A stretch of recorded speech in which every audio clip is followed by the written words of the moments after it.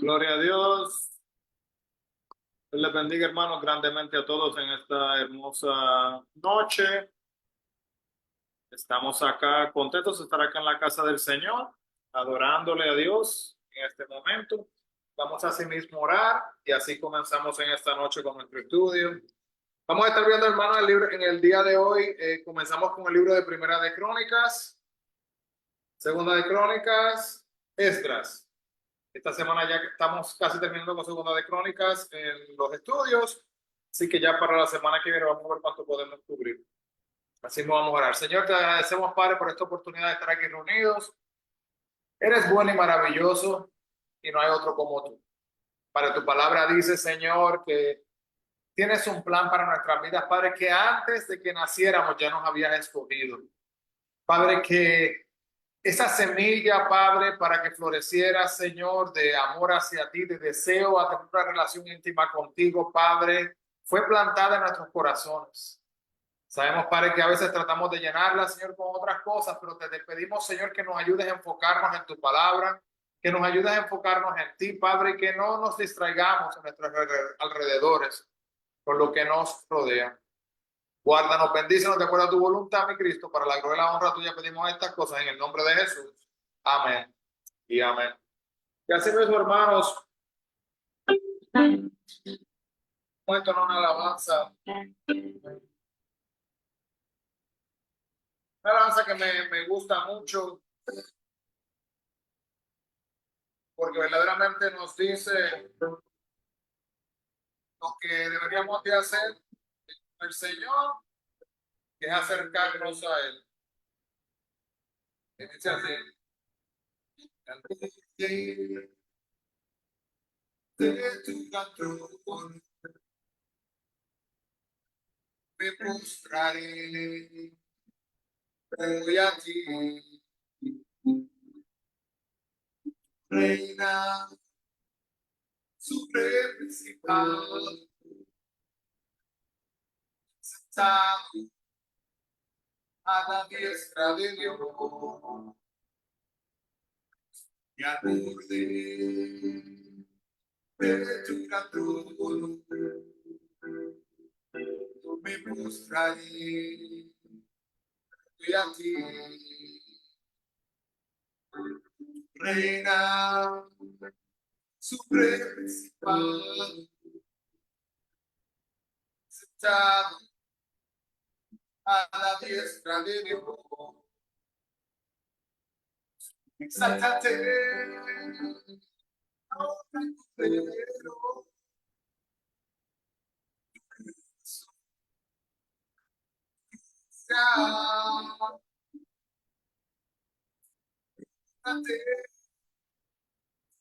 Alabanza,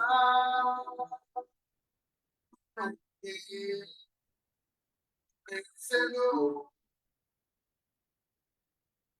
exáltate, no recupero.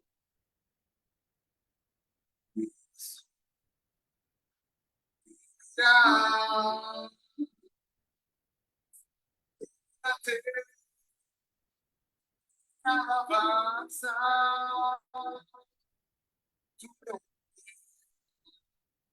vencedor,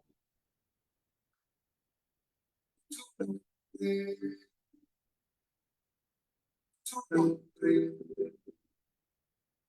por tu nombre,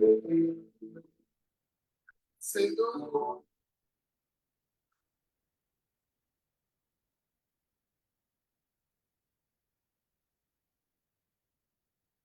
Santo Dios. Gloria para Dios. Así que, hermanos, algunas veces, ¿verdad? Cantamos canciones y verdaderamente que no nos enfocamos en las palabras, ¿verdad? Y no sé, los que vinieron este domingo al servicio recibieron una hojita de papel. Y esa hojita de papel tenía muchos nombres por los cuales Dios es reconocido. Y un punto sumamente importante, hermanos, es entender que mientras estudiamos la Biblia, desde Génesis hasta donde vamos en este momento, hemos visto muchas historias, hemos visto muchos eventos que han pasado, y más que nada, hermano, hemos visto cómo Dios ha sido diferentes ilustraciones, creo que es la mejor palabra, de lo que Él puede ser. Y algunas veces, ¿verdad? Este himno que acabamos de entonar es un himno, ¿verdad? Que nos ayuda a decir que tu nombre es vencedor. Hermanos, pero el nombre de Dios no es solamente vencedor, Él es el sanador, Él es la puerta, Él es el alfa y el omega, Él es Jehová Jireh, el proveedor, Él es Jehová Rafa, Él es el sanador, Él es Jehová Nisi, Él es el alfa y el omega, Él es el cordero, Él es, hermanos, y tantos nombres que da la palabra de Dios. ¿Y por qué es importante eso? Que no planificaba hablar de esto en este momento, pero ahora para prepararnos para entrar a Crónicas, abra su Biblia mientras le explico esta cosita importante, que hermanos, cuando Moisés le pregunta a Dios y le dice, ¿quién voy yo a decir que me envía? ¿Verdad? ¿Qué le responde Dios? Le dice, yo soy. Yo soy Juan, Pedro, Lucas, ¿quién? ¿Quién soy? Yo soy. Y hermanos, prácticamente lo podemos mirar de esta manera. Yo soy el blanco, llénelo con Dios. Lo que usted necesite, lo que yo necesitemos, es quien Dios es para nosotros, porque Él es el todo. Amén. Así que eso es algo súper importante.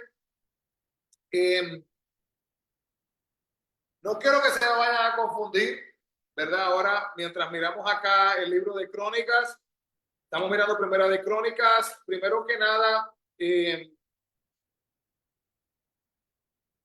Primera y Segunda de Reyes, ¿verdad? Nos hablan de los tiempos de los reyes. Y el libro de Crónicas nos añade más datos y más información que también está conectado con lo que pasó en los tiempos de los reyes también en algunos aspectos. Así que miremos los libros de Crónicas. Probablemente el escritor se cree que puede haber sido Esdras. Y hay una semejanza notable en el estilo y lenguaje del libro de Esdras y el libro de Nehemías. Así que se cree que posiblemente fue Esdras. Evidentemente los libros de Crónicas fueron escritos durante la cautividad babilónica y pudieron haber sido una compilación de apuntes personales y actas oficiales de los sacerdotes y profetas que fueron recopilados por Esdras. Si a usted le gusta la historia, le va a gustar estos dos libros, porque estos dos libros son bastante históricos. Igual prácticamente con Primera y Segunda de Reyes, pero vamos a ver aquí un poquito más de elaboración también. Los libros de Crónicas no tan solo formaban primitivamente uno solo, sino que también los libros de Esdras y Nehemías integraban el mismo conjunto, obra de un solo autor. Esto apoya la paternidad literaria de Esdras y apoya la tradición judía de que probablemente fue Esdras. Así que significa esto, hermanos. Nosotros vemos la Biblia en el día de hoy, ¿verdad? Que nos dice aquí, Primera de Crónicas, capítulo 1, versículo 1, 2, 3, 4, 5, 6, 7 consecutivamente, capítulo 2 y consecutivamente, ¿verdad? Fácil de ver. Hermanos, la Biblia no fue escrita así. La Biblia no tenía Génesis, Éxodo, Levítico, Número, no fue escrita así. La Biblia fue escrita como un libro, prácticamente, y el Pentateuco, los primeros 5 libros, fue como un libro. Entonces, ¿qué significa eso? Que literalmente, hermanos, es una persona que leyera rápidamente, vamos a decir, y dijera, ay, qué bonito eso, y luego leyera por 3 horas más, y tratara de encontrar dónde estaba eso bonito que leyeron, que les gustó, no lo iban a poder encontrar, a menos que lo marcaran, porque no era Éxodo capítulo 5, versículo 6. Nosotros, para poder manipular, vamos a decir, y poder dominar la palabra de Dios de una mejor manera, y decirle a la gente, vamos a abrir a esta página, pues tenemos esta manera, ¿verdad?, de hacer referencia como si fuera tipo una biblioteca de libros aquí. Entonces, habiendo dicho eso, también es importante entender esta parte, que como no habían en sí números, mirar Primera de Crónicas y Segunda de Crónicas, le quitamos esos dos nombres, solamente es el libro de Crónicas, y está todo junto. ¿Por qué se separa?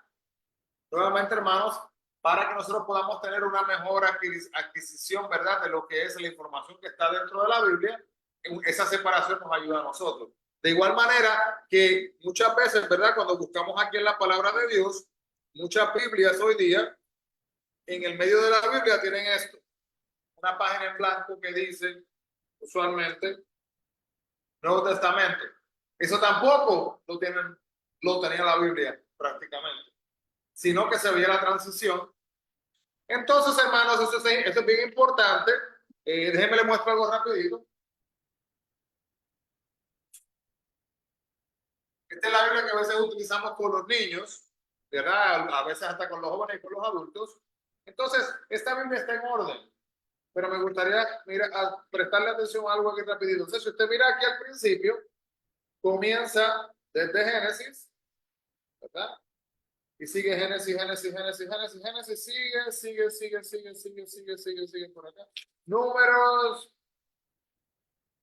sigue por acá, pero queríamos que les haga aquí un encuentro. Que llega un momento por aquí, está, que acá, miremos aquí. Capítulo 1 de Génesis y el 2, el 3, el 4, el 5, el 6, del 8 al 10.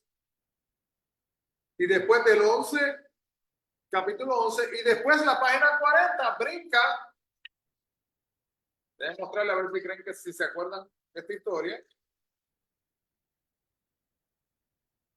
A la historia de Job. Pero miren qué cosa curiosa, que de Génesis brinca a Job.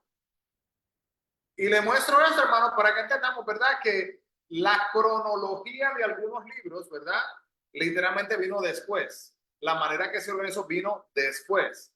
Entonces, eso nos ayuda, ¿verdad? A entender un poquito mejor esto que tiene que ver con lo que es el orden de los libros. Entonces, una pregunta que se hace a mucha gente, y esta pregunta hay que responderla antes de meternos en este libro para que usted no vaya a confundirse. Y es la pregunta si son una duplicación de los libros de Reyes, los libros de Crónicas. Porque usted va a escuchar en el libro de Reyes el nombre de un rey y ahora lo va a escuchar de nuevo en el libro de Crónicas. Dice, pero ¿y para qué entonces lo repiten dos veces? Pues entonces es lo mismo. Y aunque abarcan el mismo periodo de Saúl a Sedequías, no son duplicaciones. Los traductores griegos llaman a los libros de las crónicas las cosas omitidas. Así que en otras palabras, hay detalles más profundos en el libro de crónicas que no pudimos abarcar en los otros dos libros. Hay cosas aquí que no aparecen en los libros históricos. Este es otro caso de la ley de la repetición o de recopilación que vimos previamente en Génesis 2 y en el Deuteronomio. Si se acuerdan, cuando estaban los 10 mandamientos, ¿verdad? Fueron dichos los 10 mandamientos en Éxodo y luego fueron repetidos en Deuteronomio. ¿Sonaban un poquito similar o fueron exactamente iguales? Exactamente iguales. Igualitos, igualitos, igualitos. Entonces dice, pero ¿y por qué? Lo mismo, la ley de la repetición. No sé, Maribel, Edgar, cuando estaban, ¿verdad? Su número telefónico, ¿cómo se lo memorizaron? Fue repitiéndolo, ¿verdad? Muchas veces así aprendemos literalmente la ley de la repetición. La ley de la repetición. Entonces, podemos ver entonces acá también que esto es exactamente el caso de los crónicas, de los libros de crónicas, la repetición.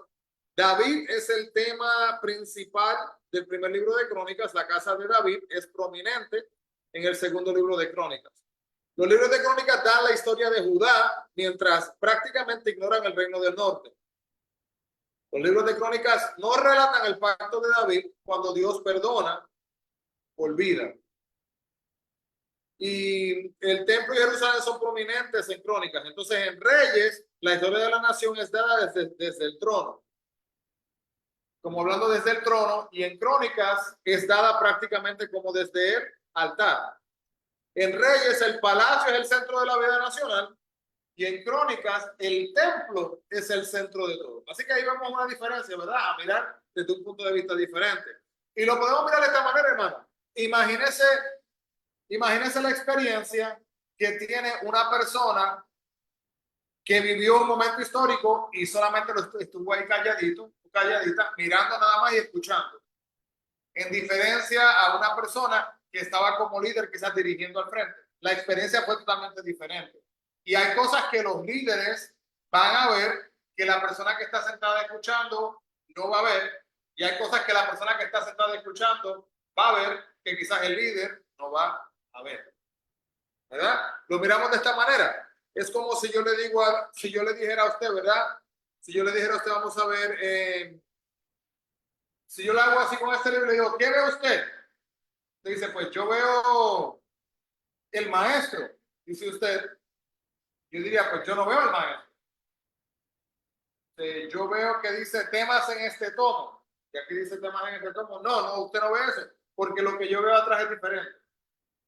Entonces, literalmente es una percepción, una perspectiva diferente, lo que pudieron ver para ayudarnos a nosotros a tener una mejor idea de lo que tocó ayudar. Entonces, vemos acá que los libros de Reyes registran la historia política, los de Crónicas, la historia religiosa. Así que si se acuerdan, mucho de lo que hablamos era política, ahora vamos a hablar más del aspecto espiritual.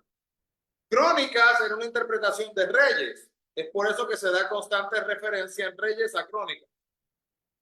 Y los libros de Reyes nos dan el punto de vista del hombre también. Los libros de Crónicas nos dan el punto de vista de quién cree. Estamos hablando desde el altar y del templo, el punto de vista de Dios. Prácticamente ese es el enfoque. Los libros de Crónicas, entonces, dándonos este punto a entender, comenzamos los primeros 9 capítulos, son de genealogías. Son algunos capítulos que algunas veces la gente, hermanos, dice que son de los más aburridos. ¿Escucharon? Porque mire el primer versículo, por ejemplo. Mire, Crónicas capítulo 1, vamos a leer los primeros 4 versículos. Escuche esto. Mire qué interesante. Prepárese que esto le va a fascinar. Ya vemos la sonrisa, ya. La sonrisa lo dijo todo. Mire cómo comienza, hermano. Adán, Set, Enos, Cainán, Malael, Jared, Enoc, Matusalén, Lamec, Noé, Sem, Cam y Jafet. Y uno dice, guau, pero ¿y qué es todo esto? No se preocupe, el próximo versículo aclara. Vamos al 5. Los hijos de Jafet, Gomer, Magog, Madai. Y seguimos por allá. Hermano, si uno dice, pero ¿y qué importa esto? Hermano, tiene una importancia sumamente grande. ¿Y cuál es la importancia? Había una profecía y había una promesa que decía que el Mesías iba a venir de la descendencia de David, ¿verdad? Tenía que ser desde la descendencia, hermano, desde Abraham. Prácticamente tenemos que seguir esa línea, ¿verdad? Y de Judá, esa línea hasta llegar hasta Jesús. ¿Cómo podemos nosotros conocer que esto sí pasó si no sabemos de dónde salió Jesús? Así que, hermano, históricamente hablando, mantener este récord de la genealogía fue una de las cosas más importantes que se hizo en aquellos tiempos. Porque si no se hubiera mantenido este récord, ¿verdad? No hubiera podido haber esa esencia de poder decir verdaderamente, mire, Jesús salió de aquí, de aquí, de aquí, de aquí, de aquí, de aquí, hasta llegar hasta David, ¿verdad? Hasta llegar a la tribu de Judá, donde había dicho a sí mismo en la profecía que iba a pasar. Entonces, podemos ver que dice Juan 3:7, os es necesario nacer de nuevo. ¿Y qué es esto de nacer de nuevo? Pues esto nos ayuda a explicar las dos genealogías de Cristo, según están dadas en Mateos y en Lucas. Vamos a mirar dos citas bíblicas, hermanos. Vaya en Primera de Crónicas, capítulo 3, versículos 5, por favor, si lo podemos leer. Primera de Crónicas, capítulo 3, versículo 5.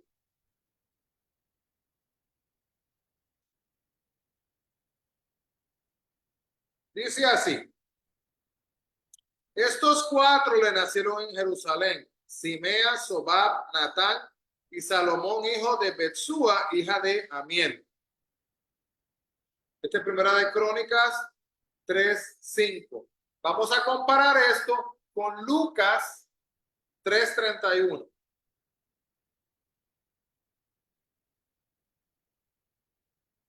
Mire lo que nos dice Lucas 3:31.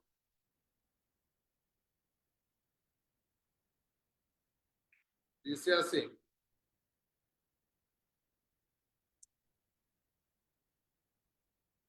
Hijo de Melea, hijo de Mainán, hijo de Matata, hijo de Natán. Así que comparamos. Voy a repetirlo un poquito más rápido. Escuche la conexión de los nombres. Primera de Crónicas dice, estos cuatro le nacieron en Jerusalén. Simea, Sobab, Natán y Salomón, hijo de Betsúa, hija de Amiel. Bien. Lucas 3:31. Hijo de Leví, hijo de Melea, hijo de Mainán, hijo de Matata, hijo de Natán.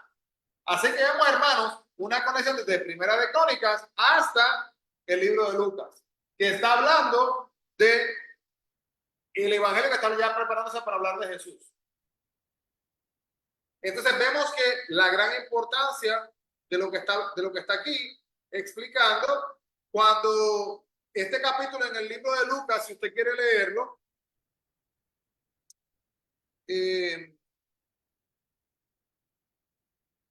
no lo vamos a leer todo, pero si usted lo lee desde el 23 hasta el 38, va a ver la genealogía de Jesús. Nuevamente van a ser muchos nombres conectados, pero van a traer el orden específico, hermanos, que muestra que Jesús nació tal y como tenía que nacer para poder cumplir con la profecía. Algo sumamente, hermanos, sumamente importantísimo. Porque si Jesús no hubiera cumplido con las profecías que habían sido establecidas anteriormente, no eran profecías. Una profecía es un mensaje que se da de lo que está de por venir y tiene que cumplirse. Si no se cumple, no es una profecía. Es así de simple. Entonces, vemos en el capítulo 10 lo que, de Primera de Crónicas, vemos lo que es el reinado de Saúl. Luego vemos el reinado de David, capítulo 11 hasta el 29. Y entre estos capítulos, ¿verdad? Vemos a los valientes de David, capítulo 11 y 12. Vemos David y el arca, capítulo 13 al 16. Vemos David y el templo, el capítulo 17. Del 18 al 20 vemos las guerras de David. 21, vemos el pecado de David en hacer un censo del pueblo. Y del 22 al 29 vemos la preparación y la organización de David para edificar del templo.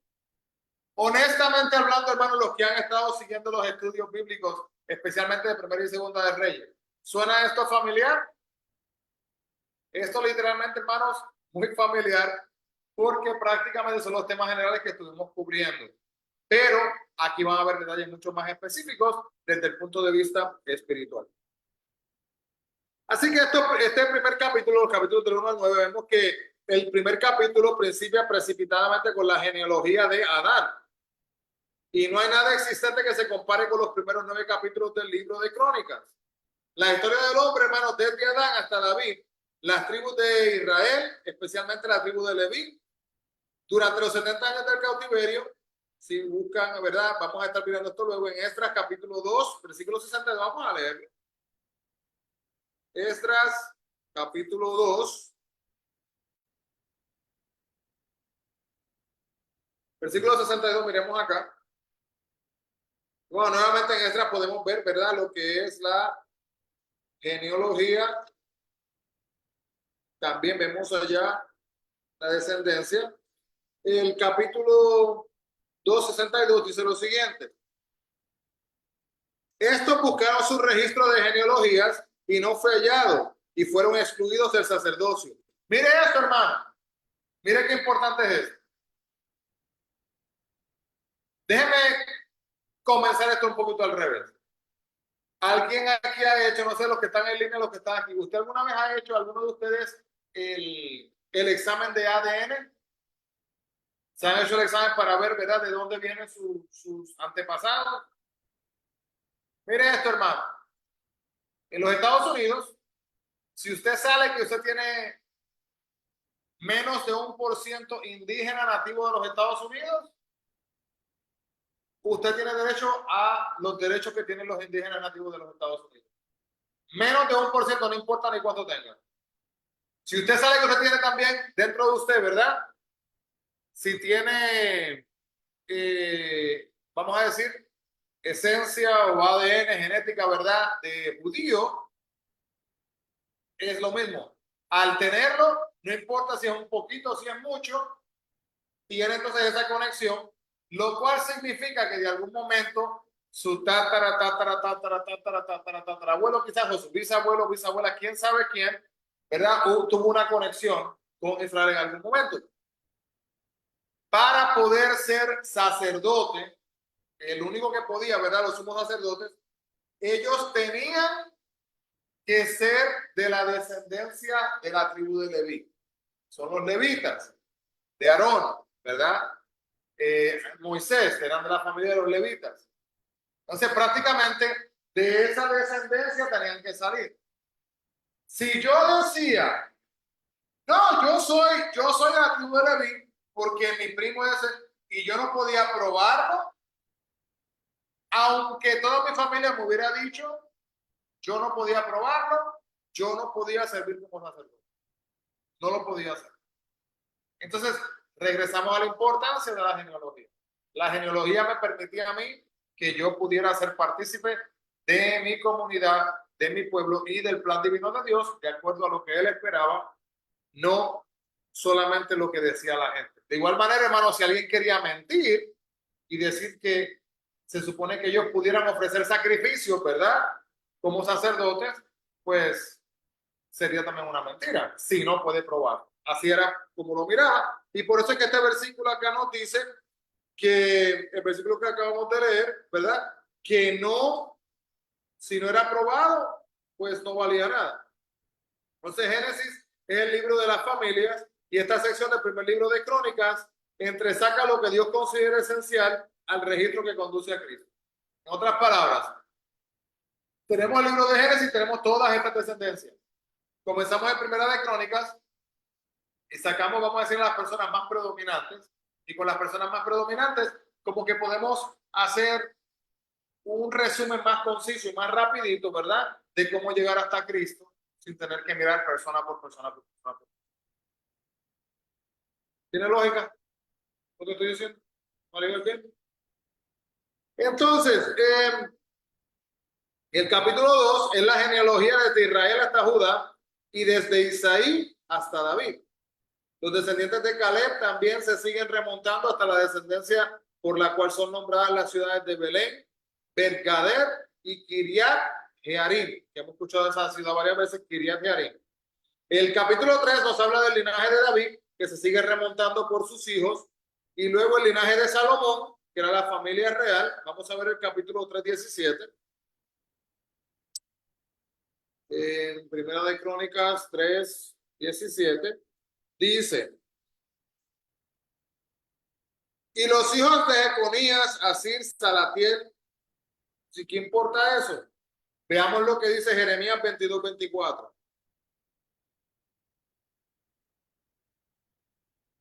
Jeremías 22:24. Nos dice así, hermanos. Vivo yo, dice Jehová, que si Conías, hijo de Joacim, rey de Judá, fuera anillo en mi mano derecha, aún de allí te arrancaría.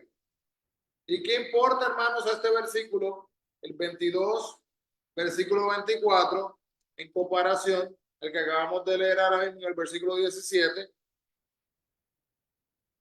Vemos nuevamente que vemos acá a Econías, que está conectado con con esta otra cita bíblica. Muchas veces, hermanos, cuando estamos mirando la Biblia y la gente tiene preguntas, quiere utilizar libros y cosas exteriores. Y lo mejor que podemos utilizar, hermanos, para explicar la Biblia es la Biblia, ¿verdad? Es entender, comparar una parte con otra y así prácticamente podemos traer clarificación, expandiendo en lo que es el entendimiento cultural, el entendimiento político de aquellos tiempos y las prácticas y las costumbres de aquellos momentos. Entonces, en Mateo 1:12, en cuanto a Zorobabel, él fue llevado cautivo, como lo dice el versículo 22, y luego vamos al capítulo 4, donde tenemos la posteridad de Judá por Caleb, y entonces vemos que también Sela se sigue también de la tribu de Simeón. Capítulo 5, la tribu de Rubén prosigue al cautiverio. Y en los versículos 1 del capítulo 1 y 2, vamos a ver acá, capítulo 5, versículos 1 y 2, ¿qué nos dice? Primera de Crónicas. Primera de Crónicas 5, 1 y 2. Si lo tiene Maribel, lo quiere leer.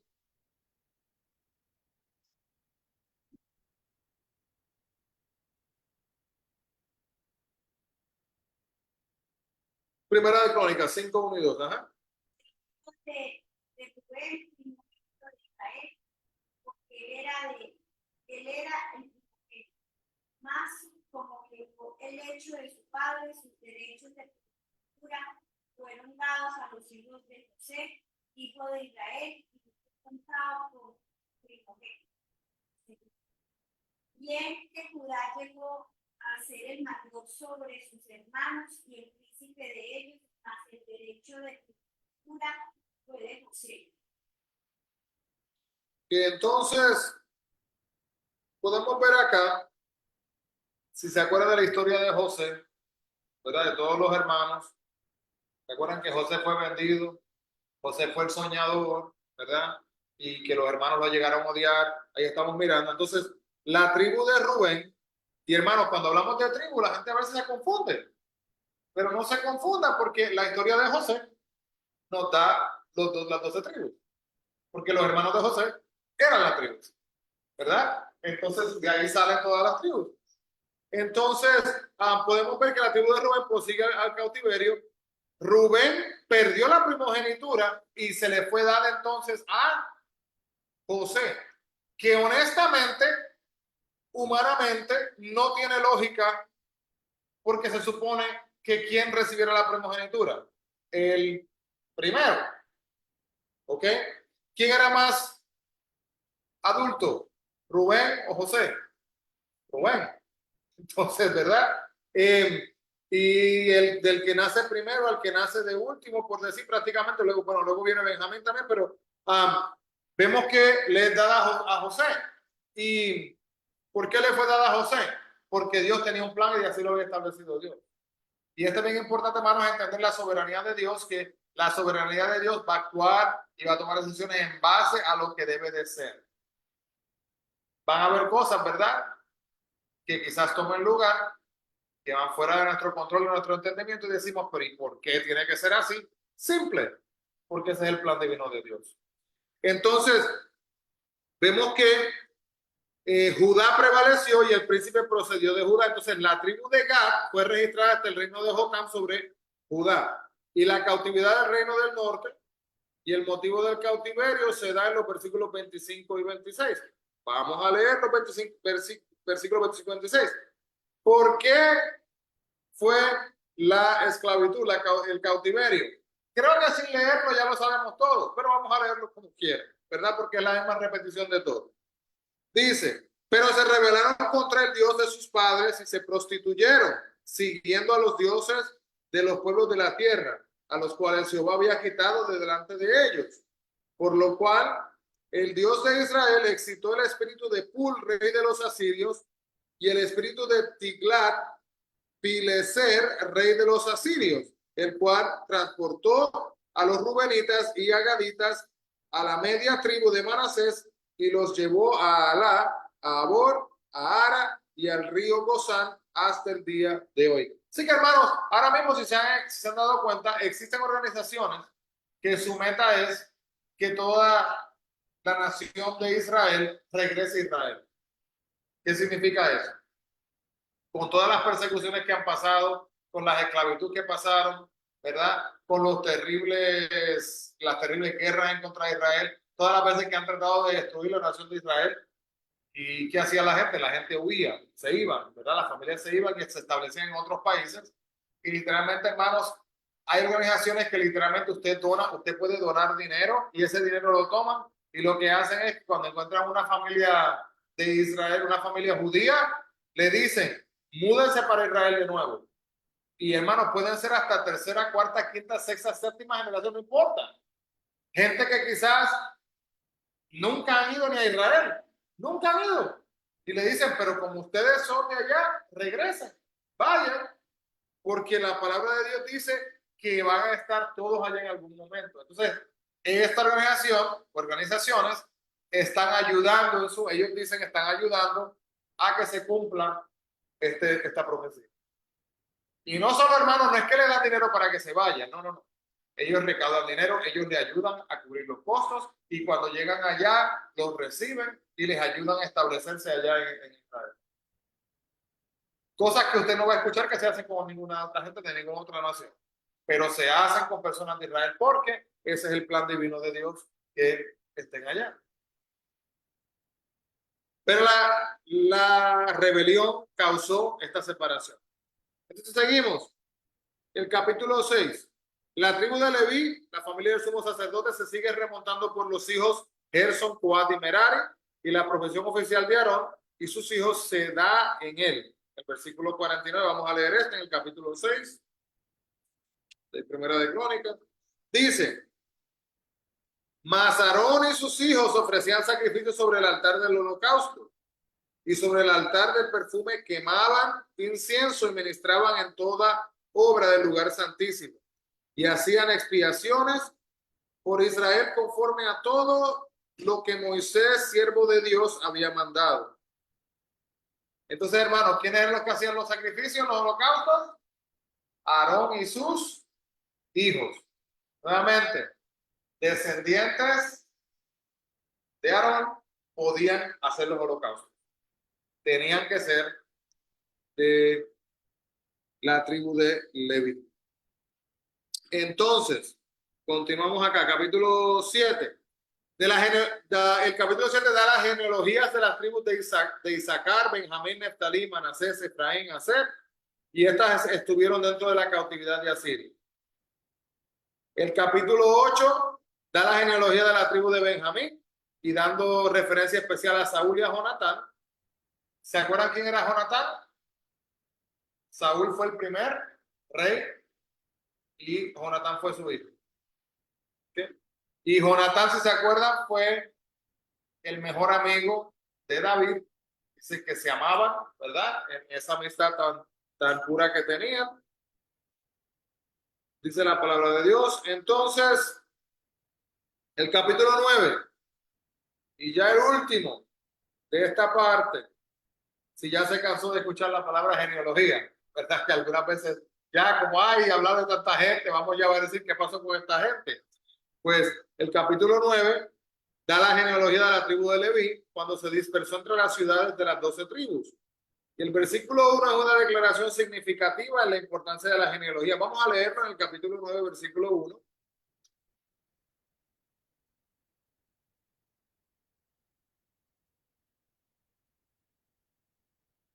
Dice así: contado todo Israel por sus genealogías, fueron escritos en el libro de los reyes de Israel, y los de Judá fueron transportados a Babilonia por su rebelión. Mira, hermano, el libro de Crónicas habla del libro de Primera de Reyes. De eso. Así que el libro de Crónicas establece que en los libros de Reyes fueron contados muchos de los detalles que estaban conectados con lo que estaba pasando. Entonces, continuamos acá. Ya terminamos con la genealogía. Ahora empieza un desglose de las historias, de lo que pasó con estas personas. ¿Ok? Así que el capítulo 10 se enfoca en lo que es el reino de Saúl. Ahora, es curioso, y le urjo, hermanos, que lo lea si no lo ha leído. El capítulo 10 habla de Saúl, del reino de Saúl, pero lo hace de una manera totalmente diferente, porque casi se cuenta desde el punto de vista de Dios. Entonces el reino de Saúl no tuvo importancia, su muerte y el motivo de ella se registra nuevamente. El versículo 13, por ejemplo, del capítulo 10, podemos ver esto, donde dice: así murió Saúl por su rebelión, con que prevaricó contra Jehová, contra la palabra de Jehová, la cual no guardó, y porque consultó a una adivina. Así que, hermanos, Saúl, rápido, al grano, al consultar la divina, ¿verdad? Fue uno de los errores más grandes que cometió Saúl. No solo el único, pero fue uno de los más grandes. Continuamos entonces, hermanos. El capítulo 11 hasta el capítulo 29, todos esos capítulos hablan sobre el reino de David. Entonces vamos a ver aquí un poquito más. Qué cosa curiosa. Que desde el 11 al 29 habla de David y de Saúl solamente se habla un capítulo. Y mire todos los capítulos que se hablan de David. ¿Por qué? Porque lo demás del primer libro de Crónicas se dedica al reino del linaje de David. Entonces es fácil ver donde Dios viene y pone el énfasis. Él pone el énfasis en David, ya que David no era tan solo un varón conforme al corazón de Dios, sino que también, hermano, repito lo mismo, el linaje de David, mientras seguía, conducía hasta Jesús. Así que necesitamos entender más lo que pasó con David. Este capítulo registra nuevamente la ascensión de David al trono y cataloga a sus valientes. Estas son las hazañas que Dios consideró que tenían suficiente importancia para registrarlas dos veces. Así que algunas de las hazañas que son mencionadas en ambos, en Primera de Reyes y también en Primera de Crónicas o en Segunda de Crónicas. El capítulo 12 relata de los que vinieron a David durante los días de su exilio. Los versículos 15 al 18 dan el relato conmovedor de los hombres que atravesaron el Jordán cuando se había desbordado por todas sus riberas para alistarse con David y le prometieron su fidelidad imperecedera. Vamos a leer esos versículos porque es algo bonito, como estas personas en Primera de Crónicas 12, versículos 15 al 18.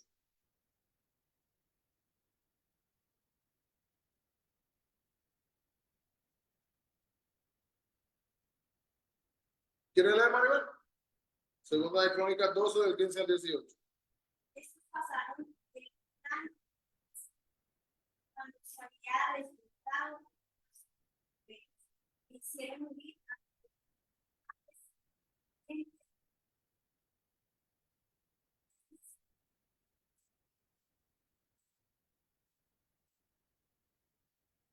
se avisando a ellos y les habló diciendo, si habéis venido a mí para paz y para curarme, mi corazón será unido con vosotros, para entregarme a mis enemigos sin haber iniquidad en mis manos. Véalo el Dios de nuestros padres y lo demás. Entonces el Espíritu vino sobre Amasai, jefe de los 30, y dijo, confío a David y contigo, oh hijo de Isaí, paz contigo y paz con tus ayudadores, pues también tu Dios te ayuda. Y David lo recibió y lo puso entre los capitanes de la. Así que, hermanos, imagínense, ¿verdad? Ellos deciden que ellos van a respaldar a David y cuando van en trayectoria para allá, llegan hasta el río Jordán y cuando llegan al río Jordán, hermanos, se está desbordando el río Jordán y allá está David. Ellos están acá, separados por el río Jordán. Así que ahora ellos tienen que atravesar el río Jordán y lo atravesaron, hermanos, demostrando que verdaderamente iban a ser fieles. Habiendo dicho eso, David les habla en cuanto a sus corazones. Si ustedes verdaderamente, y lo pone en las manos de Dios, no lo puso en sus manos. Es bien importante eso, hermano. Algunas veces nosotros con nuestras manos queremos resolverlo todo, ¿verdad? Y no permitimos que Dios se meta y que Dios sea el que obre, porque tiene que ser lo que nosotros digamos. Luego seguimos el capítulo 13. Vemos acá que se repite el esfuerzo de David para traer el arca a Jerusalén en un carro. El versículo 6 nos informa claramente que Dios no mora en una casa material entre los querubines. Entonces vamos a leer el versículo 6 del capítulo 13, Primera de Crónicas. Dice, y subió David con todo Israel a Baala de Kiriat Jearim, que está en Judá, para pasar de allí el arca de Jehová de Dios, que mora entre los querubines, sobre la cual su nombre es invocado. Entonces, ¿Se entiende, hermanos? Que la idea no era que Dios morara en esta cosa, en esta arca del pacto, ¿verdad? Vamos a decir, y que vamos a decir que este es el arca del pacto aquí, aquí está, y que Dios mora aquí, yo le puedo dar a Dios a usted así, ¿verdad? Esa no era la idea, hermanos.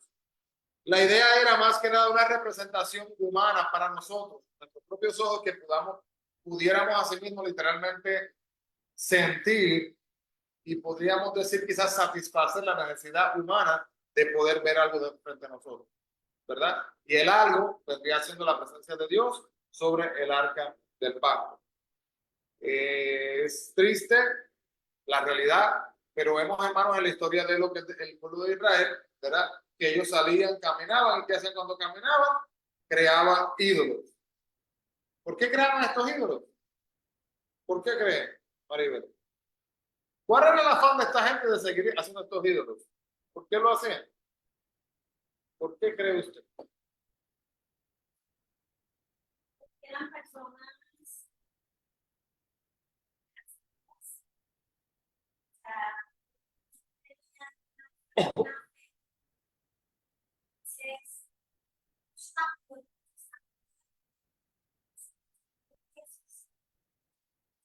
Ahí está, no tenían una relación genuina, buscaban sus propios dioses, porque, me gustó esa frase que usted dijo, que no se sentían seguros.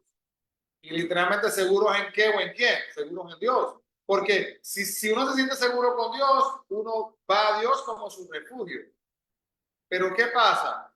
Cuando Moisés va a buscar los 10 mandamientos y se estaba tardando, ellos están afuera de Israel, perdón, están afuera de Egipto, y ellos dicen, mire, estamos afuera de Egipto, nos liberó, y entonces ellos allá habían aprendido de los dioses, de Baal, y cuando se fueron, hermanos, se supone que trajeran sus cosas, sus pertenencias, y no que trajeran esas malas prácticas, malas costumbres de allá, pero las trajeron con ellos también.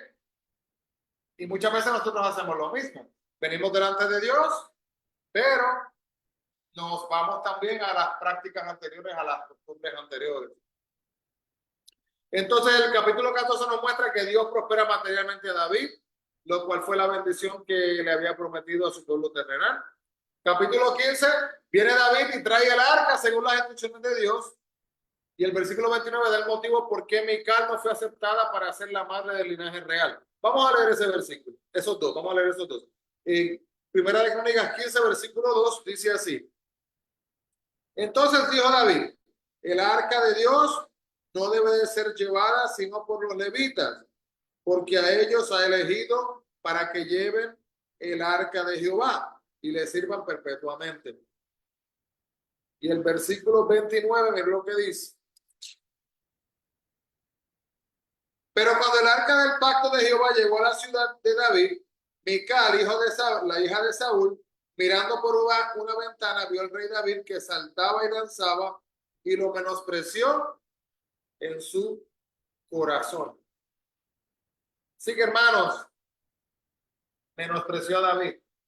Menospreció al que era, vamos a decir, un antecedente, antepasado, genealógicamente hablando, de un antepasado de Jesús. Le menospreció al ver lo que estaba haciendo David. Capítulo 16. Vemos acá que Dios pone el énfasis sobre los sacrificios que hablan de Cristo. David entonces organiza un coro y escribe un salmo de acción de gracias para que éste lo cante. Y David encarga a los sacerdotes del arca. Mire qué cosa, hermano, qué cosa bonita.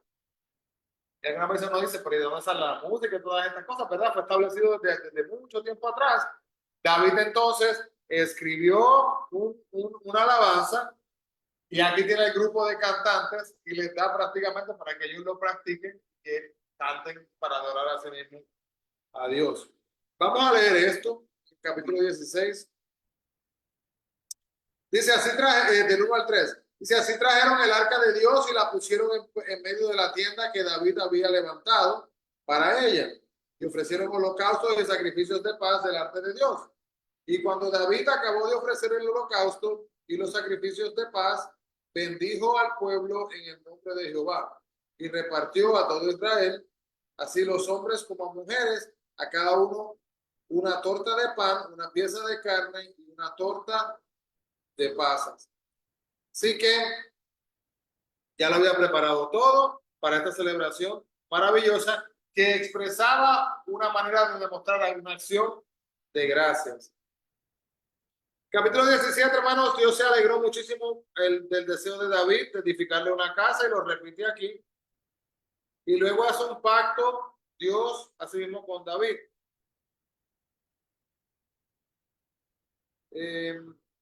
Capítulo 18. David entonces organiza completamente el reino y lo extiende a su alcance y límite más grande. Así que coge su reino y lo expande aún más. Aún entonces solamente se apoderaron de 30,000 millas. Hermano, escucha esto. 30,000 millas solamente cuando había 300,000 millas cuadradas. Así que si se expandió, wow, mira todo lo que han tomado control.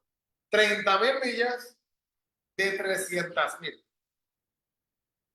Así que en realidad 30,000 millas son muchas millas, pero 300,000 prácticamente no es nada. ¿Verdad? En comparación a las 300,000, que fueron las que le había dado Dios. Hermanos, ¿y a qué nos hace pensar esto en el día de hoy? ¿Qué está pasando en Israel en este momento? ¿Qué está pasando por allá? Están en una guerra. Y en realidad, hermanos, ¿cuál es el problema más grande que tiene Israel? ¿Por qué están peleando? ¿Es por dinero? ¿Es por prisioneros?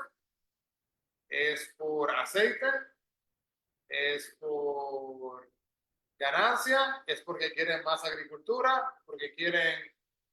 Hermanos, están peleando por esta razón. Esta razón que acabamos de hablar acá, que acabamos de hablar, es la razón por la cual pelean Israel en el día de hoy. Porque tenemos la descendencia de Abraham, regresamos a lo mismo.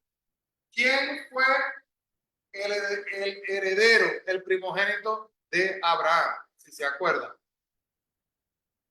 Se supone que el primogénito sea él, primer hijo, ¿verdad? Resumimos rapidito si no se acuerdan. Tenemos a Abraham y tenemos a Sara, su esposa. Cuando Abraham y Sara tienen un hijo, ay, que yo estoy hablando, no pudieron tener hijos al principio. Entonces Sara tiene la brillante idea, coge a la criada Agar y que tengan un hijo y ese va a ser nuestro hijo. Pero digo yo la brillante idea porque eso no fue lo que Dios dijo. Dios le iba a dar el hijo a Sara. Luego hay un momento cuando el ángel hasta le habla a ella y ella lo que hizo fue que se rió. Y al reírse, Dios le dio el nombre que le iba a poner a su hijo. Pero ¿qué pasa? Que cuando Abraham tiene entonces relaciones con Agar, Agar queda embarazada. Entonces, técnicamente, ¿cuál es el primer hijo de Abraham? Ismael, el de Agar. Entonces, hermanos, la descendencia de Ismael, ¿verdad? Déjenme antes de decirle esta parte, recordarle un poquito más de la historia si se lo olvidó, que ahora entonces está Abraham, Sara, Agar y el bebé de Ismael.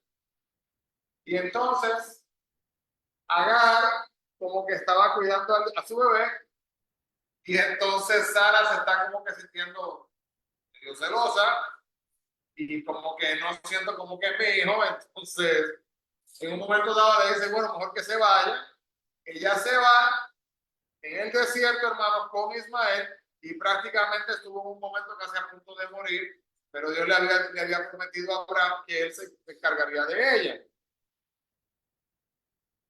Luego Sara queda embarazada. Finalmente, el milagro, gloria a Dios, el primogénito, el de Sara, el que Dios había prometido. Y aquí viene y nace Isaac. Qué glorioso, qué bueno. Vamos al año 2024. ¿Cuándo nació la generación de Ismael? ¿Cuándo nació la generación de Isaac? ¿De quién es la herencia de la tierra? ¿A quién le pertenece? Y ahí viene entonces, ¿verdad? Pasa lo mismo también con Jacob y con Esaú, ¿verdad? Que le roba la primogenitura. Hermano, y vemos que cada vez que se roba la primogenitura pasa un problema. Algo sucede. Pero vamos hasta este versículo donde de esas 300,000 millas, hermanos, que se supone que le pertenezcan todas a la nación de Israel, ahora viene y dice, bueno, usted no es parte de la nación de Israel, porque su genealogía, su origen, no le conecta a usted directamente con una sangre pura de quien era verdaderamente. Porque Agar era la criada, no era, ¿verdad? Su esposa. Y de ahí va, hermanos, y eso ha causado un gran problema hasta el día de hoy. Y literalmente, mire, hermano, ¿usted quiere resolver el problema y que pare ahora mismo la guerra? La única manera de hacerlo sería de hacer algo que es imposible hacer. Porque este lado de acá dice, no, esto nos corresponde a nosotros. Entonces, pues, para resolverla, pues acabamos la guerra, hermano, inmediatamente. Vamos a dar este lado a ellos. Y se acaba la guerra. Pero ¿qué pasa? Que este lado de acá dice que esto nos pertenece a nosotros. Entonces, ¿cómo podemos acabar la guerra si este lado no está dispuesto a hacer y este lado tampoco está dispuesto a hacer? Entonces, ¿qué posiblemente pasa? Que si estaba así en el medio todo, ustedes digan, bueno, pues ustedes cojan un poquito, nosotros cogemos un poquito y aunque sea, ganamos ambos. Y quizás así dicen que se mueven más a un compromiso. Pero hermanos, esto es una cosa de profecía que fue estipulada desde el principio, por lo que pasó en estos momentos. Entonces, regresamos. 30,000 a 300,000, de 300,000 millas. Qué locura, prácticamente nada. Joab entonces dirige una campaña contra Amón y Siria. En el capítulo 20 vemos que Joab toma la ciudad de Rabá y esto fue cuando David cometió su pecado con Betsabé. Pero miren qué cosa curiosa, que si usted lee el capítulo 20 va a ver que Dios no lo registra aquí. Dios no pasa tiempo en este capítulo porque está buscando lo espiritual de enfocarse en eso, sino que Dios habla en serio cuando dice que nunca más se acordarán nuestros pecados y transgresiones. Miren qué cosa. Este capítulo nos debe traer esperanza a nuestra vida.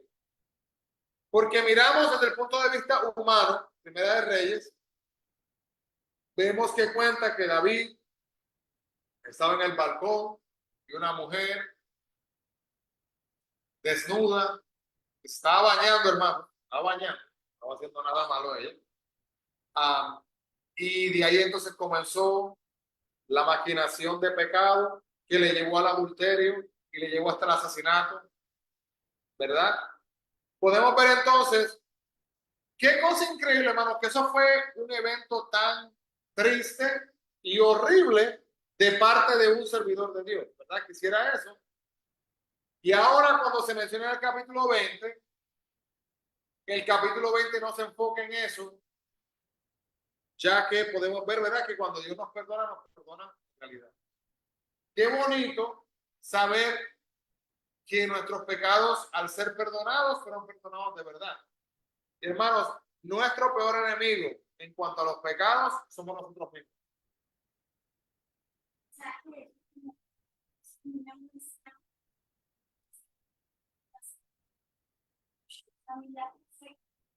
No la hay.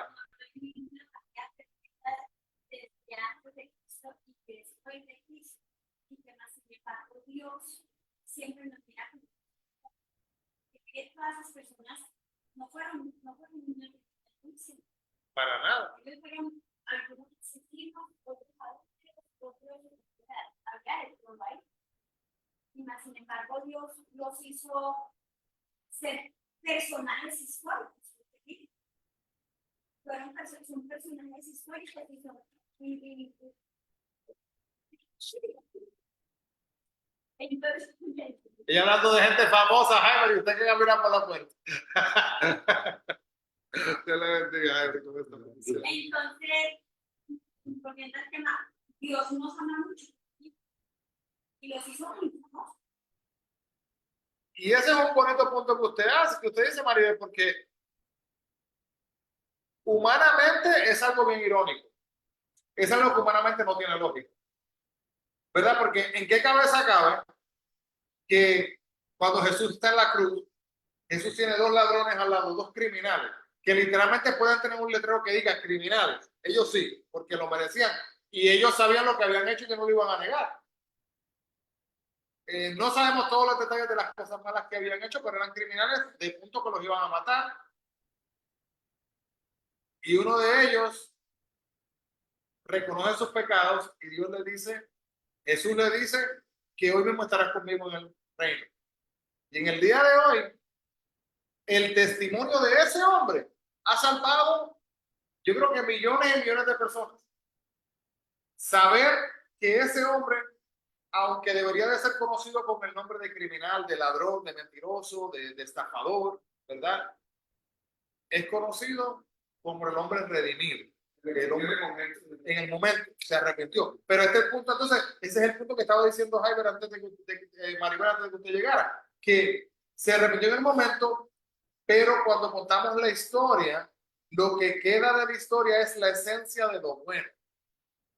Entonces, nosotros hablamos de todas estas historias bíblicas, ¿verdad? Y hablamos de David, y cuando hablamos de David, dice la Biblia, no lo digo yo, que David era la niña de los ojos de Dios. La niña de los ojos de Dios. Bueno, y sabemos, ¿verdad? Usted trata de tocarse el ojo y como que, ¿verdad? El párpado no le quiere dejar, ¿verdad? Porque hay que cuidar a esa niña de los ojos, ¿verdad? Y así le llama a Dios a David, aunque cometió adulterio, aunque mató al esposo de esta mujer, aunque tomó malas decisiones a veces. Moisés, wow, dice la gente, personaje histórico, yo quiero ser como Moisés. Mire Moisés, que pararse frente a un mar y solamente hablarle a las aguas y que las aguas se separen y yo poder caminar en seco como Dios usa a este hombre. ¡Wow! ¡Qué relación! Dice la Biblia que Moisés subió al monte y él habló con Dios prácticamente de tú a tú, ¿verdad? Pero el que ve a Dios con sus ojos muere, porque es demasiada luz, no se puede. Pero hay un momento en la Biblia que ilustra, ¿verdad? Que Moisés quería ver a Dios. Y entonces Dios prácticamente dice que le iba a mostrar de sus espaldas, ¿verdad? Figurativamente hablando. Pero más que nada es la gloria, la magnificencia de Dios. Dice la Biblia que cuando Moisés bajó, hermanos, estaba tan brillante, tan brilloso, ¿verdad?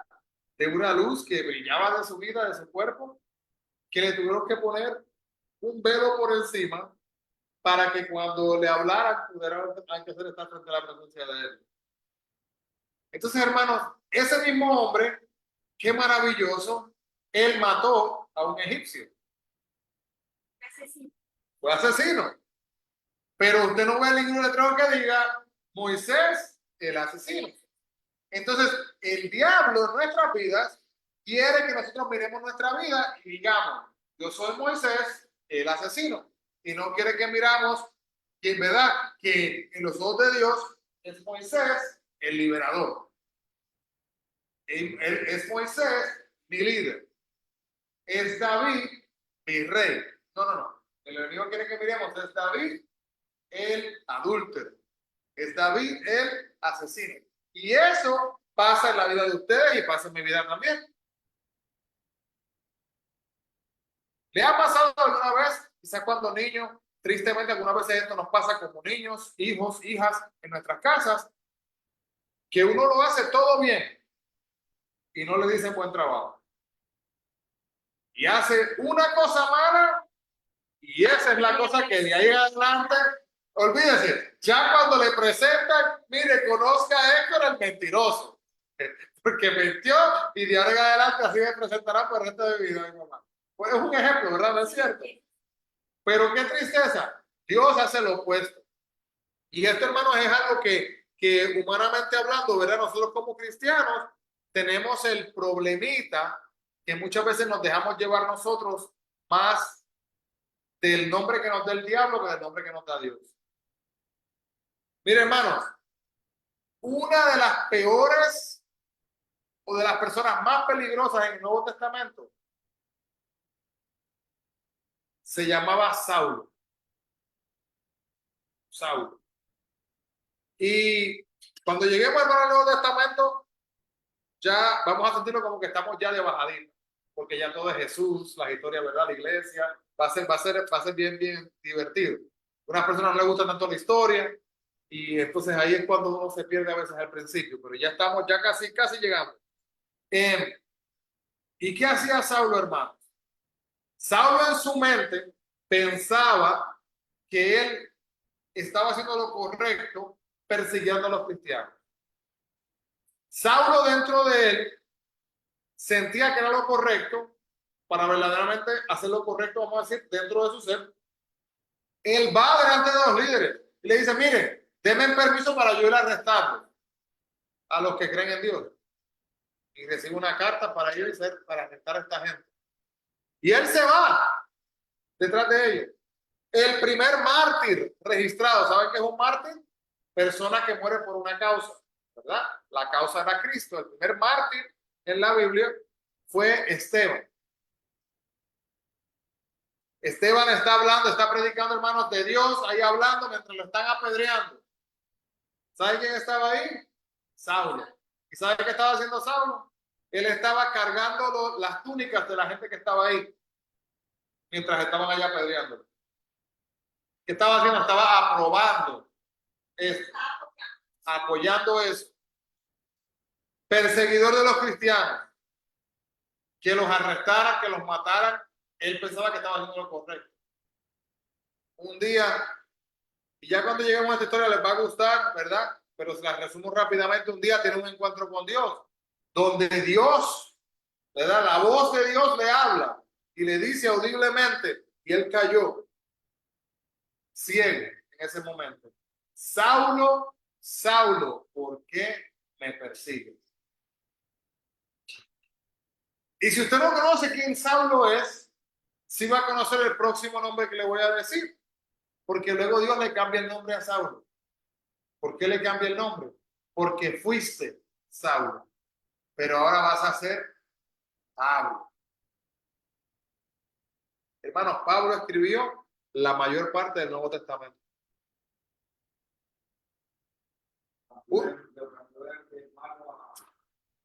Lo transformó. Totalmente, pero usted sabe lo que es decir, hermano, que yo le empiezo a darle la descripción de la biografía de Pablo, de Saulo, y después decir que escribió la mayor parte del Nuevo Testamento. Wow.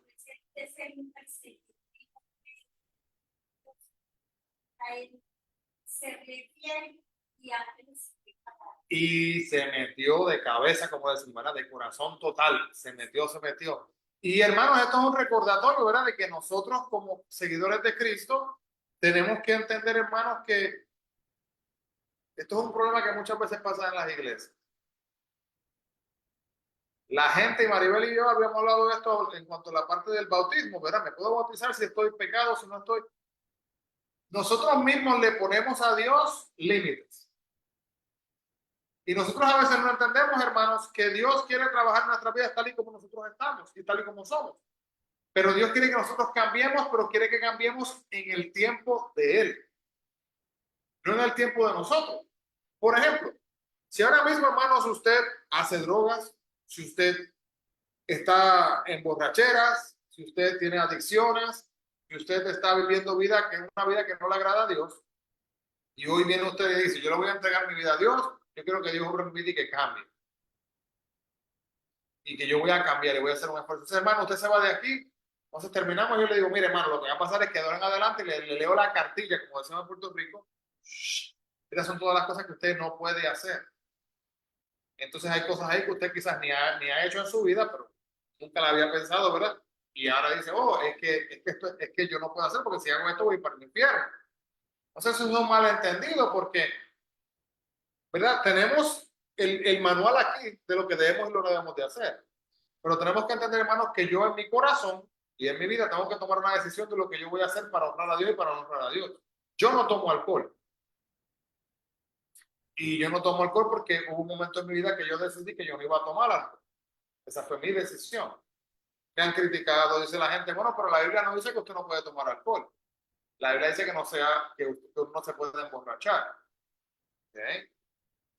Pero yo he tomado la decisión que yo no voy a comenzar ni con un poquito, porque uno empieza con un poquito y luego sigo y ya por ahí puedo terminar, ¿verdad? Porque el borracho, hermano, no comenzó emborrachándose, comenzó con un trago.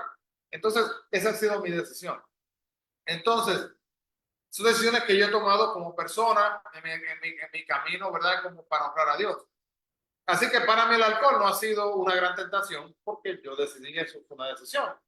Para otra persona, ¿verdad? Que ha tenido esta batalla y que la verdad estaba haciendo, se le hace mucho más difícil.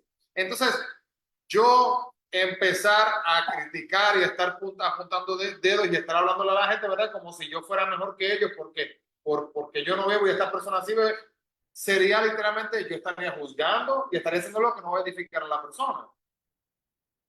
El estudiar la Biblia, hermanos, es algo tan maravilloso cuando nosotros podemos ver cómo Dios usa a una persona como Saulo, que lo cambió, ¿verdad, Pablo? Cuando Dios usa a una persona que todavía yo tengo dificultad entendiendo, a Sansón. Sansón le habla a Dios y le dice unas frases que si usted me pagara a mí me dijera, me dijera, mire, lea eso, dígaselo a Dios como si fuera usted. Usted le está diciendo, yo no me atrevería. Porque le hablaba a Dios de una manera como bien egocéntrica. Mire, hermano, al final de la vida de Sansón, ¿qué dijo Sansón? Sansón le dijo que él quería vengar sus ojos, ¿verdad? Y ese día Sansón mató la cantidad más grande de filisteos que se habían matado anteriormente en la historia, ¿verdad? De los filisteos. Él pudo honrar a Dios a través de lo que hizo y terminó muriendo en ese momento él también, pero su enfoque en sí mismo se mantuvo. Y es bien curioso, hermanos, que Sansón cometió muchos errores. Sansón era bien abrupto. Él brincaba para hacer cosas. Pero ¿sabe qué, hermano? Y esta es la parte que espero que no me pierdan este mensaje. Dios quería y necesitaba a una persona abrupta.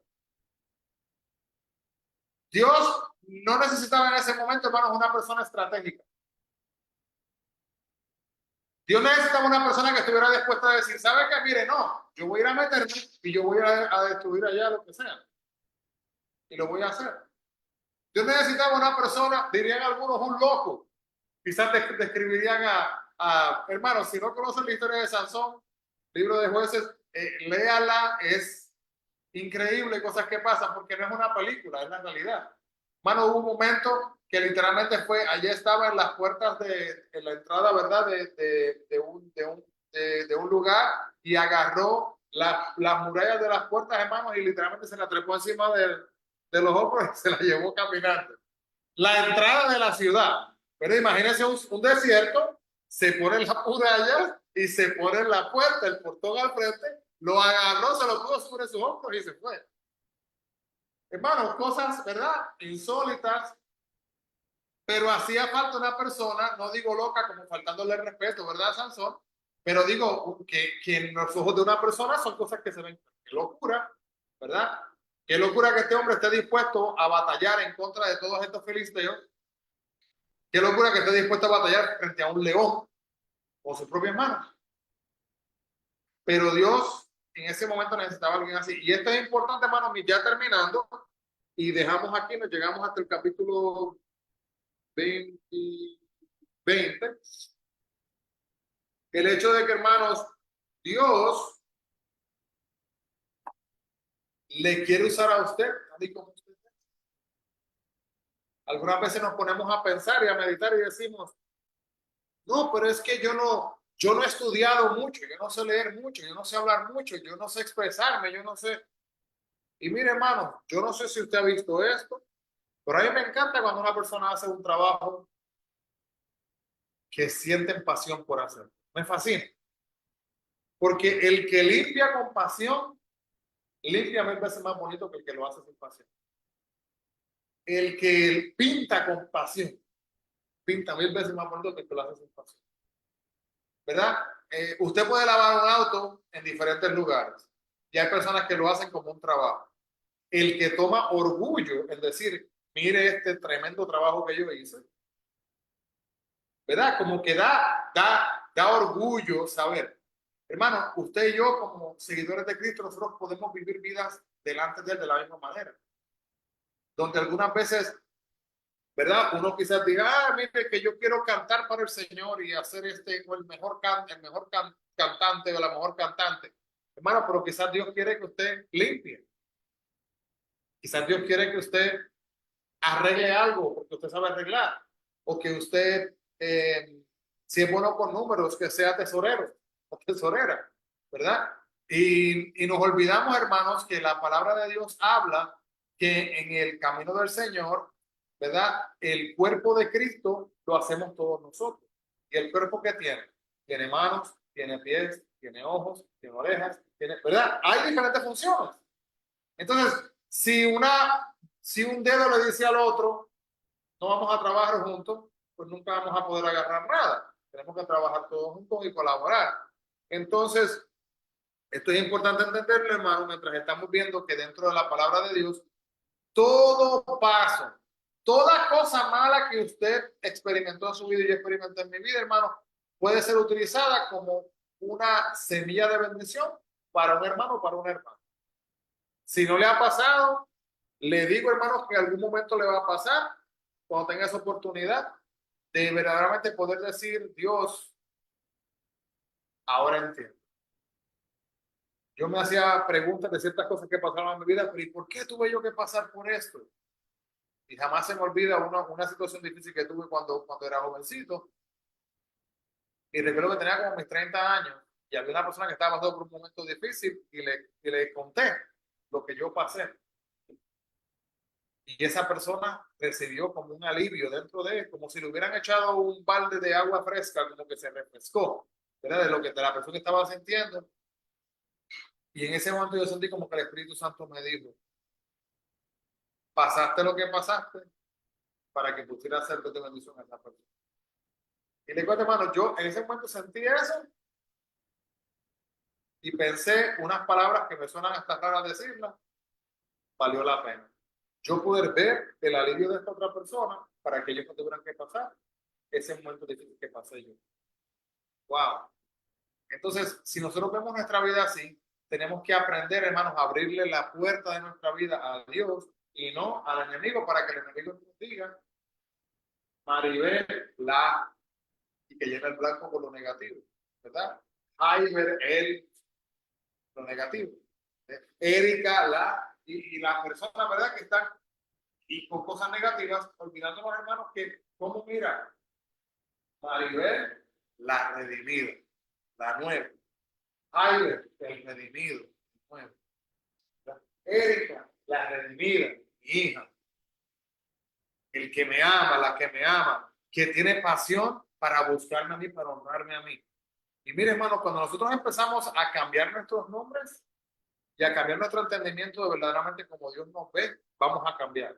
Vamos a cambiar, vamos a sentir paz en nuestros corazones. Porque esto en el matrimonio es bien, no sé si les ha pasado a ustedes. Probablemente a nadie le ha pasado porque esto nunca le pasa a nadie. Esto me lo estoy inventando, lo que voy a decir próximo.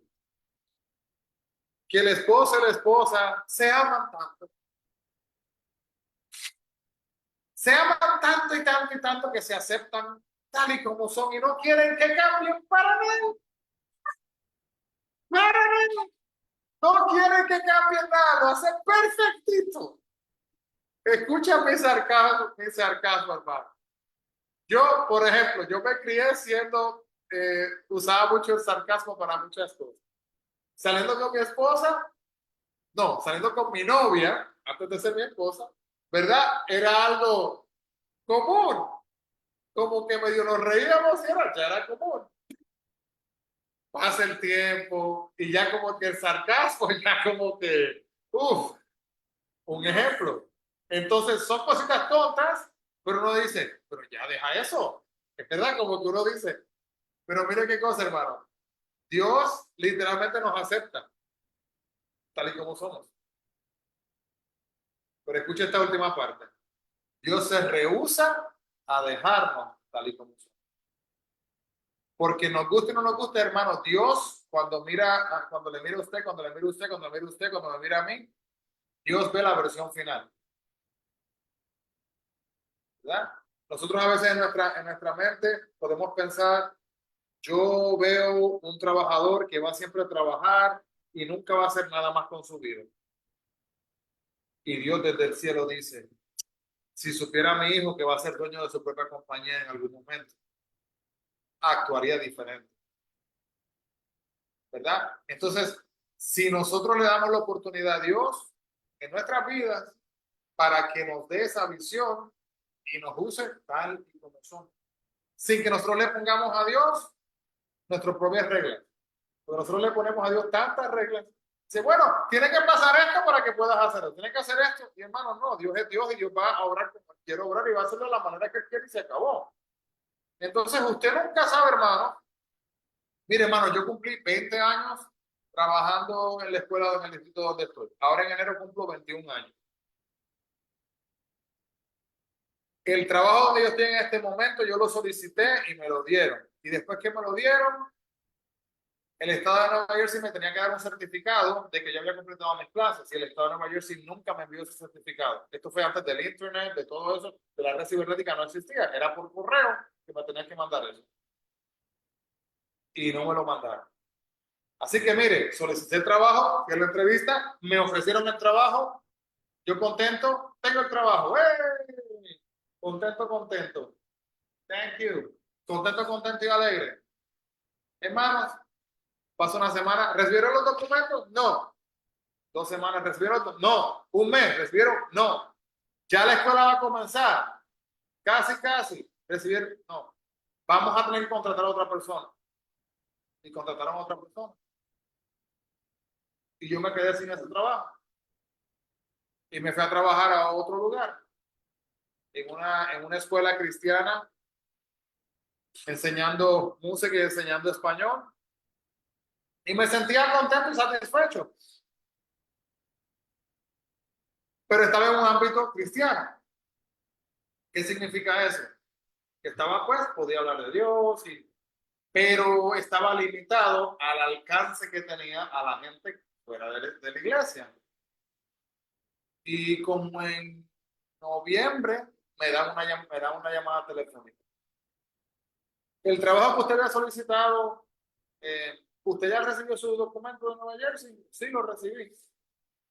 El trabajo que usted solicitó, habíamos contratado a alguien, hubo un problema y está disponible de nuevo. ¿Quieren tratar de nuevo para el trabajo? Sí. Y ya cumplo casi 21 años en el trabajo. Pero quiero que entiendan que en mi mente yo pensaba que iba a ser a mi manera. Solicito un trabajo, entrevisto y me dan el trabajo. Eso no fue lo que pasó. Me llamaron porque ese fue el ministerio de Dios. Entonces, tenemos que aprender, hermanos, a darle la oportunidad a Dios para que Dios obre como Él quiere, no a veces como nosotros verdaderamente pensemos que va a pasar, porque no lo sabemos. No lo sabemos. Personas que están en problemas inmigratorios, algo preocupante, ¿verdad? Que cómo voy a resolver los problemas y que si esto y que si lo otro, ¿cómo va a pasar? Hermano, Dios puede obrar y lo puede hacer de maneras que nosotros ni lo esperamos. Políticamente lo puede hacer. Jamás se me olvida esto. Y esta es la última historia, hermano. Me he extendido un poquito, pero estoy contándole testimonios verídicos, ¿verdad? Que espero que nos ayuden a todos. Estaba trabajando en la escuela y me cuenta un muchacho que a las 2 de la mañana unos policías vinieron y rompieron la pared de su casa buscando un hombre. Y ese hombre no estaba en esa casa y se llevaron al papá del chico. Ese chico nació en los Estados Unidos. La familia era colombiana. Ese chico nació en los Estados Unidos. Ya él tenía como 16 años, pero él hablaba español. Sus padres lo criaron, ¿verdad? Bien. Y él viajaba a Colombia y todo y habla muy bien español. Entonces, él fue criado acá y se llevaron al papá preso. Y luego el papá luego regresó a la clase, dejaron la casa toda así. Luego, hermano, ¿sabe qué pasó? Hubo un error. Se equivocaron de casa, se equivocaron de persona, arrestaron a la persona incorrecta. ¿Sabe qué terminó pasando, hermano? De ese error, esa persona que no tenía papeles, terminó él obteniendo sus papeles y su esposa también, por un error que hicieron en contra de él. Miren eso.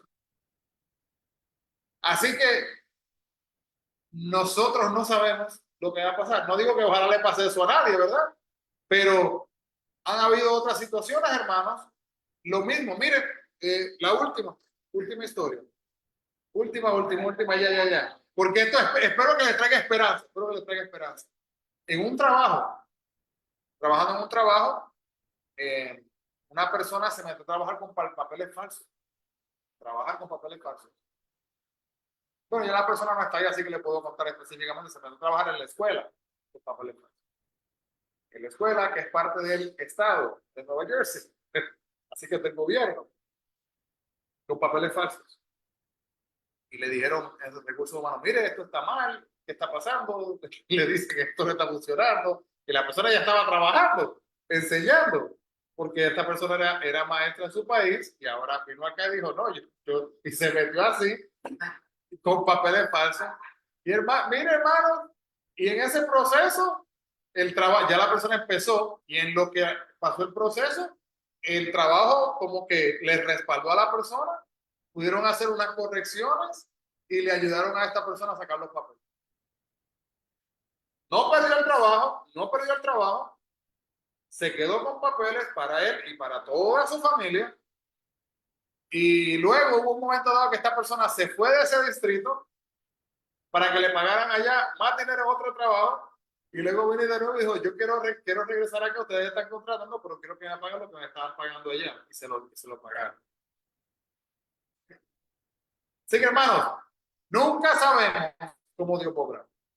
Ese es el punto de todas estas historias que les estoy hablando. Y trato de meter un poco de realidad entre estas historias bíblicas, porque si nos quedamos con lo histórico, no lo conectamos a nuestras vidas. Pero la historia de lo que pasó con ellos se conecta con la historia de lo que pasa con nosotros diariamente. Y este es nosotros, si estamos verdaderamente dispuestos a permitir que Dios obre como Él quiera. Oramos. Amado Dios, gracias, Padre, por esta oportunidad. Agradecemos, Señor, por hablarnos, Padre, a través de tu palabra, del estudio. Te pedimos, Señor, que nos ayudes diariamente a entender tu palabra, Padre, que nos continúes dando hambre diariamente, Padre, de tu plan en nuestras vidas y poder acercarnos hacia ti, Señor. Tener más hambre de tu palabra. Ayúdanos, guíanos y guárdanos. Llámanos como hacia nuestros respectivos hogares, Señor, para la gloria y la honra tuya. Guía a los que no pudieron conectarse en el día de hoy, para que sea este estudio de bendición y edificación para cada vida y que asimismo, Padre, podamos diariamente desear y anhelar acercarnos más hacia ti. En el nombre de Jesús pedimos estas cosas. Amén. Dios le bendiga grandemente, hermanos. Bendiciones a todos y no se olviden, busquemos la presencia del Señor. Dios le bendiga. Le bendiga, Erika. Bendiciones.